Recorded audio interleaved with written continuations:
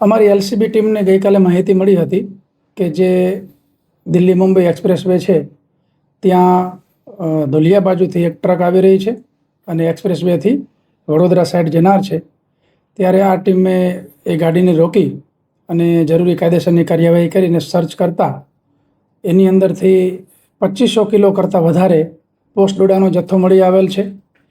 અને અન્ય જે મુદ્દામાલ ગણીએ તો ટોટલ મુદ્દામાલ 4 કરોડ કરતાં વધારે કિંમતનો થાય છે. આની અંદર અમે એક આરોપી સુનિલ બિશ્નોઈ છે, જે મૂળ રાજસ્થાનના જોધપુર જિલ્લાના વતની છે, એમની ધરપકડ કરેલ છે. અને અન્ય જે આરોપી મોકલનાર છે એ એમના રિલેટિવ છે, એમનું ફરિયાદની અંદર નામ છે.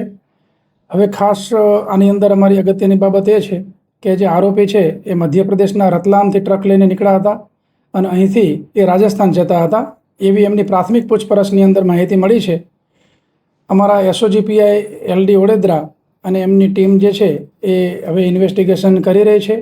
ખાસ આની અંદર તપાસની અંદર અમે એ શોધી રહ્યા છીએ કે આ જે આરોપી છે એ અગાઉ ગુજરાતમાં ક્યારે આવેલ છે કે કેમ, પોસ્ટ ડોડાનો જથ્થો કઈ જગ્યાએ પહોંચાડવાના હતા, એના જે મની ટ્રેલ છે એ અમારી માટે તપાસની બાબતમાં ખૂબ જ અગત્યના છે.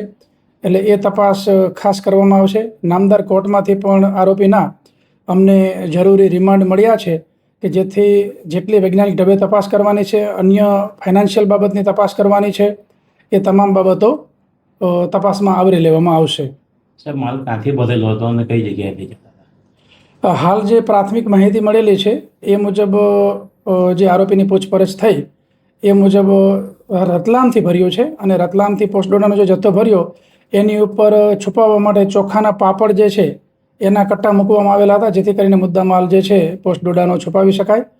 અને હાલ પ્રાથમિક પૂછપરછમાં રાજસ્થાન જોધપુર ખાતે પહોંચાડવાની વાત કરે છે, પરંતુ ગુજરાતમાં કોઈ જગ્યાએ જવાના હતા કે કેમ, એમના જે ટેકનિકલ તપાસ છે એ તમામ બાબતોની તપાસ થશે અને રિમાન્ડ દરમિયાન આ તમામ મુદ્દાઓ જે છે એની વ્યવસ્થિત રીતે તપાસ કરી લેવામાં આવશે.